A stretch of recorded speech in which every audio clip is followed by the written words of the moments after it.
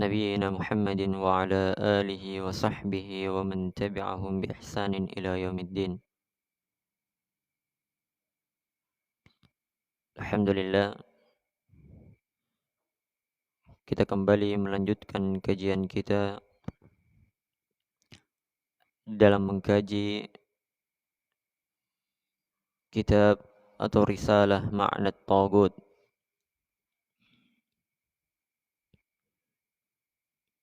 yang mana penulis rahimahullahu taala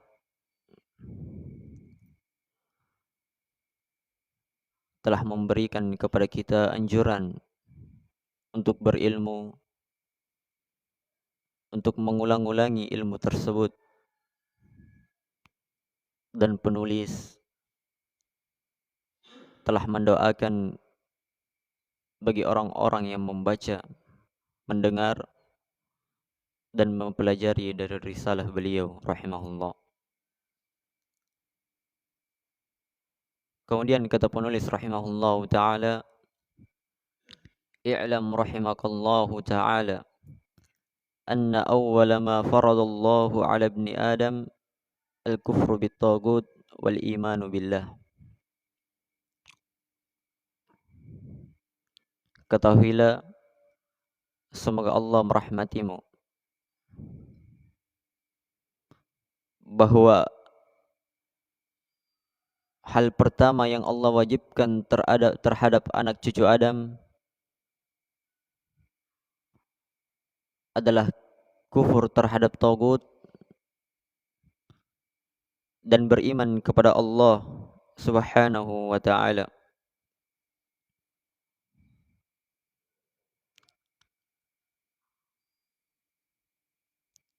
Qala Allah taala, "Wa laqad ba'atna fi kulli ummatin rasula an i'budullaha wajtanibut tagut." Allah Subhanahu wa taala berfirman, dan sungguh kami telah mengutus kepada setiap umat seorang rasul agar mereka menyerukan beribadah kepada Allah dan menjauhi tagut, ibadah kepada selain Allah.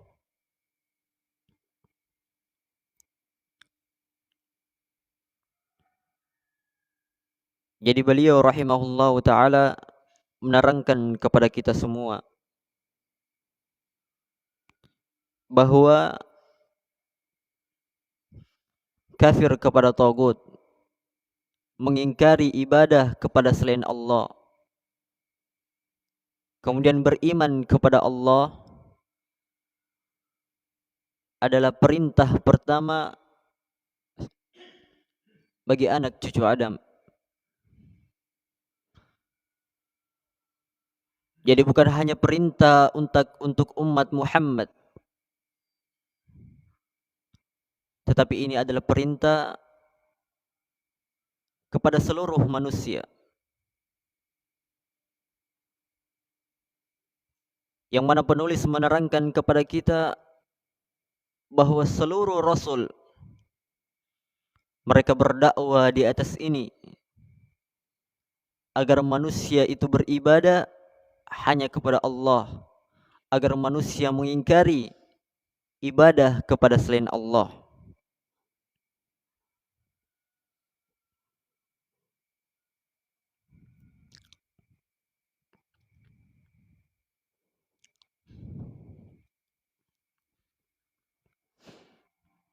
Maka itulah awal dari kewajiban manusia,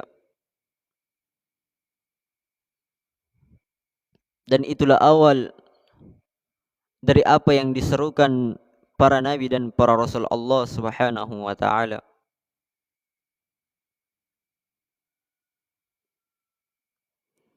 Dan ini mempertegas kepada kita semua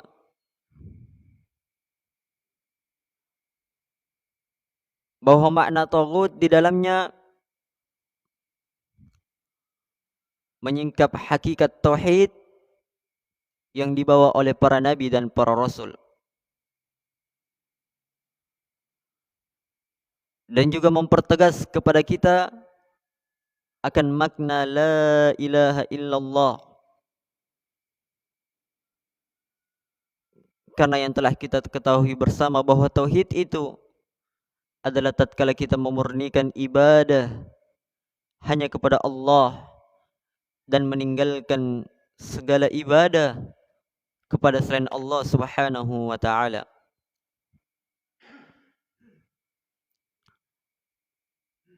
Karena di dalam kandungan la ilaha illallah terdapat dua rukun, yaitu an-naf wal isbat, penafian dan penetapan, yang artinya menafikan segala sesuatu yang diibadahi selain daripada Allah dan menetapkan bahwa ibadah hanya milik Allah Subhanahu wa taala. Jadi dua perkara ini itulah tauhid, dan itulah kandungan dari la ilaha illallah. Dan itulah yang merupakan kewajiban bagi kita semua. Dan itulah dakwah dari para nabi dan para rasul Allah.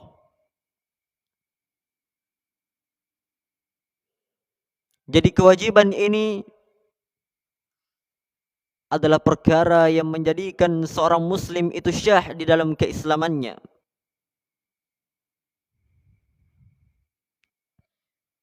Kemudian penulis menyebutkan di sini bahwa awal kewajiban manusia al-kufru bit-taghut.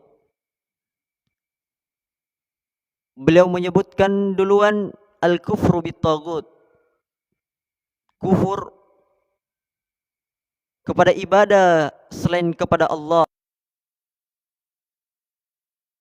Beliau sebutkan beriman hanya kepada Allah.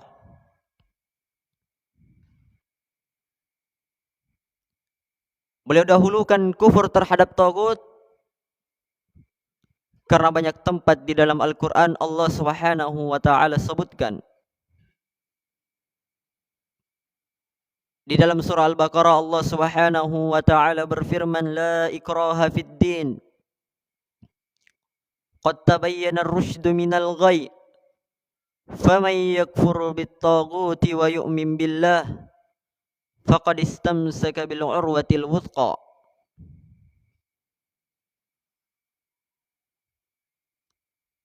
Allah berfirman, faman yakfur bit-taghut, maka barang siapa yang kufur, mengingkari ibadah kepada selain Allah dan beriman hanya kepada Allah, maka sungguh dia telah berpegang teguh di atas tali yang sangat kuat, di atas la ilaha illallah. Jadi didahulukan kufur terhadap tagut, kemudian setelah itu baru datang keimanan kepada Allah. Sebab umumnya seperti itu. Sebelum seseorang beriman kepada Allah, dia hilangkan dulu perkara-perkara yang bisa menghancurkan keimanannya, perkara-perkara yang bisa merusak keimanannya.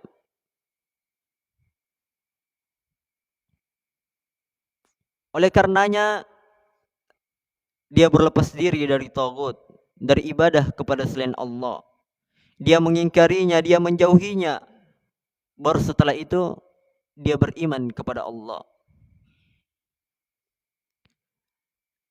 Jadi dia hilangkan dulu perkara yang bisa merusak keimanannya. Ibadah-ibadah kepada selain Allah dia tinggalkan. Berdoa kepada selain Allah dia tinggalkan. Kemudian baru setelah itu dia kokohkan di atas hatinya akan keimanan hanya kepada Allah. Karena itu para ulama berkata, sering mengatakan at-takhliyatu qabla at-tahliyah, mengosongkan sebelum menghiasi.